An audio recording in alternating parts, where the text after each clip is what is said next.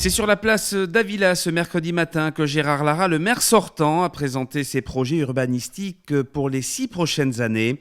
En préambule, la tête de liste pour Carcassonne a tenu à rappeler le bilan de son opposante Tamara Rivel, à l'époque où elle pilotait la délégation de l'urbanisme en tant qu'élue à la mairie de 2009 à 2014. Le bilan de Mme Rivel est un mauvais bilan.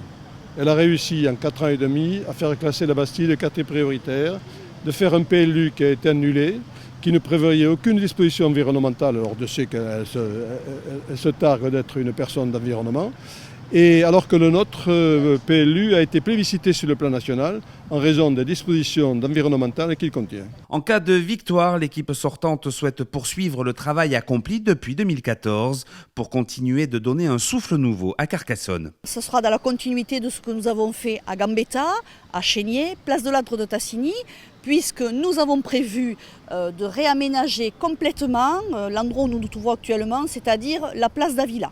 Place d'Avila qui sera revue, qui sera repensée, qui sera reconçue, pour lesquelles nous avons déjà dans le cadre de la révision du règlement du secteur sauvegardé, une orientation d'aménagement sur cette place-là. Également, nous reverrons entièrement la place Elgenfelden pour en faire un lieu de vie où il fera bon vivre pour les Carcassonnaises et les Carcassonnais. Nous envisageons également de refaire dans son intégralité le cheminement qui va de la Cité jusqu'à la Bastide. Je veux bien évidemment parler de la rue du Pont-Vieux.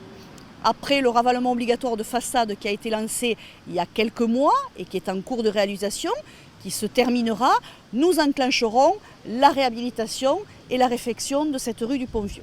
Un point qu'il est important de mettre en avant et que nous souhaitons rapidement mettre en œuvre, c'est la protection des personnes, notamment dans certains quartiers, suite aux inondations que nous avons subies à 2 reprises.